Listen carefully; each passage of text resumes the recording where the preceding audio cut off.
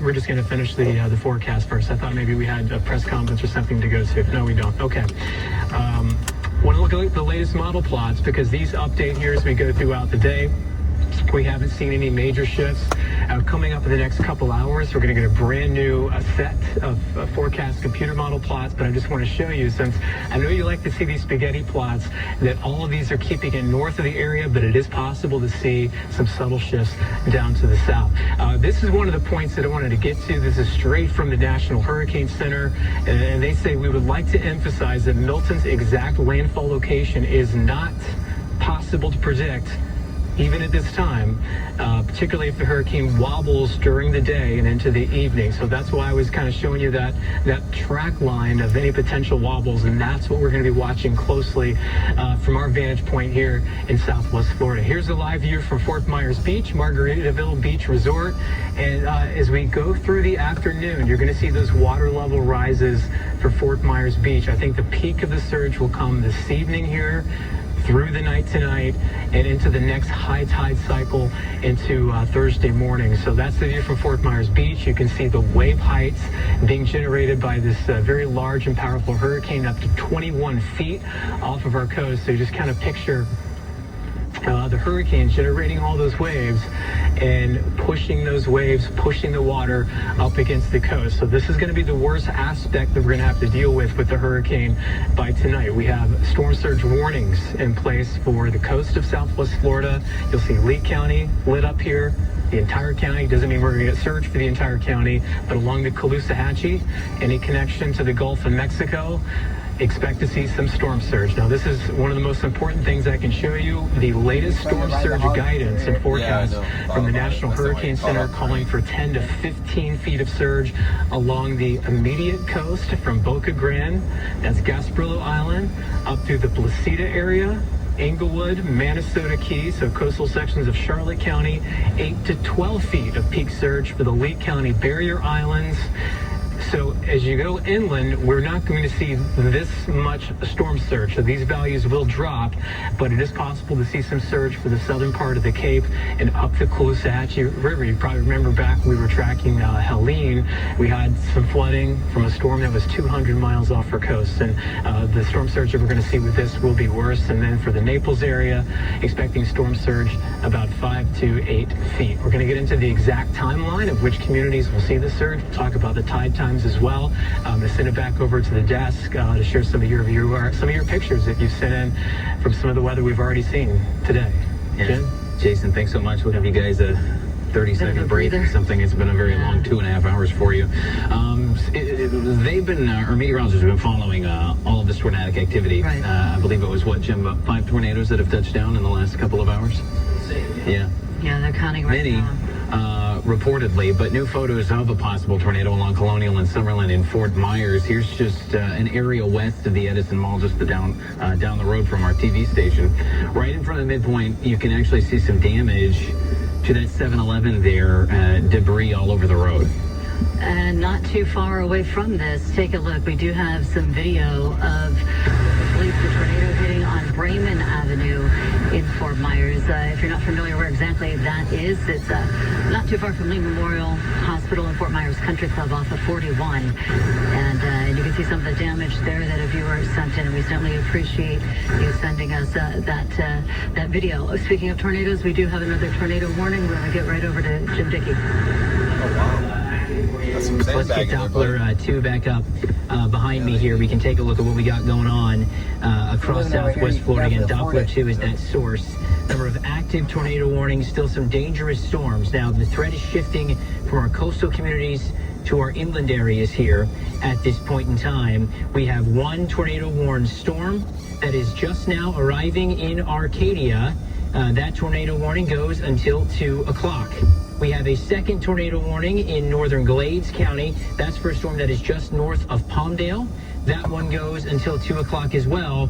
The purple flashing polygon, that is a confirmed tornado warning. That is in interior portions of Collier County. Let's take a look at all three, beginning with the storm in Arcadia. That cell, we were tracking it as it crossed out of Charlotte County. That cell is quickly moving into downtown. The area of concern within this is just along 31 here. So right about there, where 31 cuts northward into DeSoto County, where 31 crosses into Arcadia. That is where that area of rotation is lifting northward. Let me go ahead and switch back over and take a look at the velocity presentation, confirming what our live radar is showing you right there in Arcadia. Let me dive in and get a closer look at the street view. This is tracking right toward downtown. This is moving up 31, again, basically the intersection of 31 and State Highway 70. That is where this is tracking, where the Wawa is on 70, where the Chili's is right down the road. That is where this is moving towards DeSoto County High School.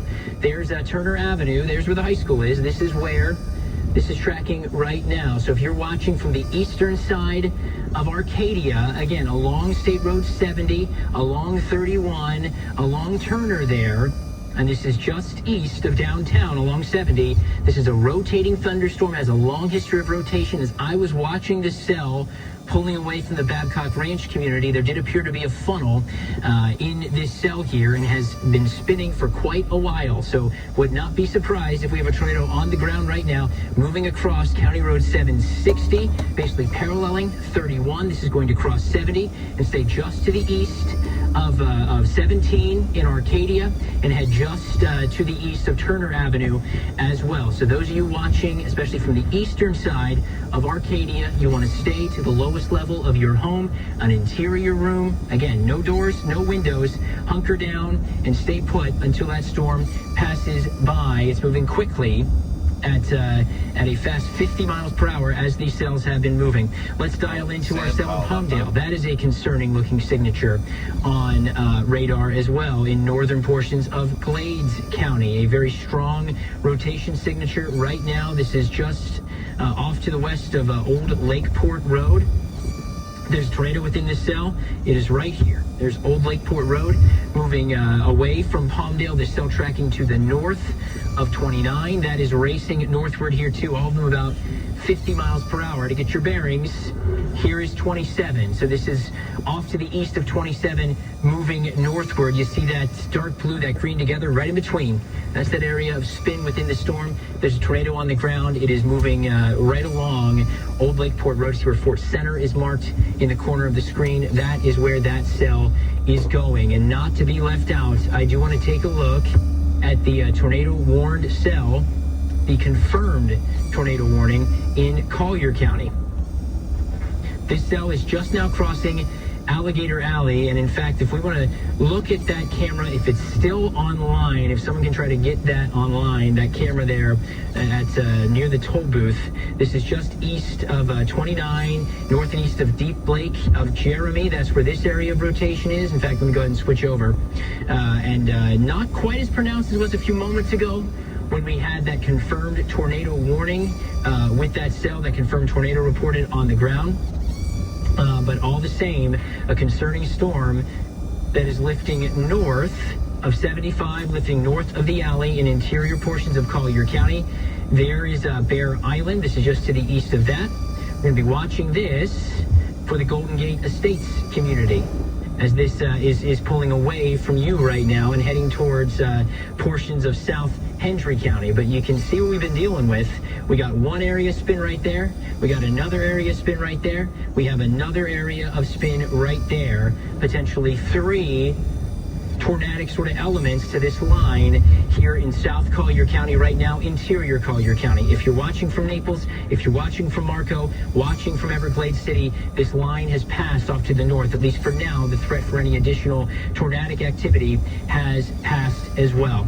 Let's reset, take a look at the wide view of what we're talking about with these areas of rotation. So some good news here. That tornado warning has been allowed to expire in around the Arcadia community. We still have our tornado warning into Palmdale. Our confirmed tornado warning along 75. That is lifting its way northward away from the alley. We'll track that one as it goes into South Collier. Of course, as well, just now due west of Sanibel, about 115 miles 112 miles due west of Sanibel. That's where we find the center of Hurricane Milton. We report to you, and go ahead and move this over. We report to you those high-end winds, those major hurricane winds are in this eye wall from Milton right now, in this sort of ring around the eye.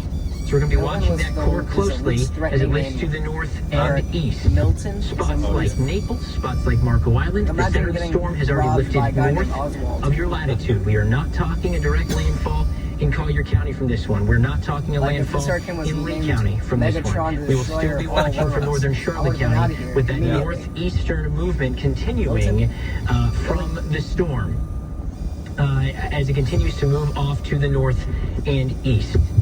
I think we can maybe take a reset here. I want to be sure that we get our bearings together and get another look at the latest from the Hurricane Center on the storm. So I'll either throw it back to the anchors from here, we can go to break, but I'll throw it back to you guys in the booth.